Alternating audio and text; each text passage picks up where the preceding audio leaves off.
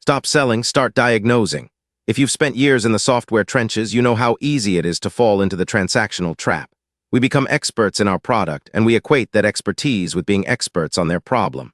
But here's the harsh truth. Most buyers aren't looking for a product feature list. They are drowning in problems. And if you walk into that room with just your pitch ready, you've already lost the battle before it began. You are not entering a sales meeting. You are entering their crisis management session. And if you treat it like a pitch, you will fail. The fundamental shift required is moving from being a vendor to becoming a strategic partner. A vendor waits for the buyer to say, "I need solution X." They then offer their product. A trusted advisor doesn't wait for the symptom. They help define the disease. They ask, "Why is this painful?" and dig into the root causes, even if those root causes lie outside the scope of your software. This isn't about finding the perfect insertion point for your product. It's about earning the right to be in the conversation. It means dedicating time, often unpaid time, to truly understand their landscape, their politics, and their anxieties. You must become fluent in their business vernacular, not just yours. So how do you execute this diagnosis without sounding like a paid consultant who isn't getting paid? It starts with mastering the art of deep, non-judgmental listening. When they talk about their pain points, resist the urge to jump in with our feature "Why" solves that. Instead, mirror their language. Validate their struggle. Use phrases like, "It sounds like this inefficiency is causing a significant bottleneck in your Q3 targets," or, "If I understand correctly, the current system isn't just slow, it's introducing compliance risk." This small act of mirroring builds cognitive trust. You are proving that you didn't just hear them, you understood the gravity of their situation. The danger of premature pitching is that you are attempting to solve a problem they haven't fully articulated yet.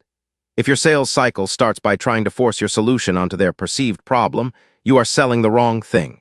You are selling a bandage when they might actually need surgery. Your job in the early stages is to be the highly skilled physician who runs the tests, identifies the malignancy, and only then discusses the treatment plan. The product pitch becomes the culmination of a journey, the logical conclusion to the diagnosis, not the ambush at the beginning. This is where the unselling happens. Upselling, cross-selling, feature selling, these become transactional noise if they are dropped into a vacuum of misunderstanding. If you spend your time trying to convince them why your software is superior when they are still struggling to define what success even looks like for their team, you sound desperate. You sound arrogant. You sound like someone who parachuted into their complex operation and decided their problem is merely a minor bug in the system. A trusted advisor operates on the timeline of the buyer, not the product roadmap. The true measure of a trusted advisor isn't how fast they close the deal. It's how much influence they have over the buyer's decision-making process, even if that doesn't involve buying your product this quarter. If you have spent 3 months genuinely helping a prospect map out their ideal future state, identifying the bottlenecks that cause sleepless nights, and they walk away saying, "Thank you. We don't need your software right now, but you helped us define the problem." You have succeeded. You have earned the ultimate currency, future consideration. When you shift this dynamic, the sales conversation transforms from a pitch into a collaboration. You are no longer trying to sell them on your vision. You are helping them realize their own, superior vision for how things could work. Your software then ceases to be the thing we sell and becomes the inevitable mechanism that executes the brilliant strategy they already devised. The buyer doesn't feel like they are being sold to. They feel like they are acquiring the perfect tool for a journey they have already mentally committed to. This requires immense intellectual humility. It means accepting that there might be better solutions, or no solution at all, and your role is to guide them toward that truthful conclusion. If you are rigidly attached to the idea of closing the deal, you will sacrifice short-term revenue for long-term brand equity. And in B2B software sales, where contracts can span years and touch multiple departments, brand equity is the only currency that matters.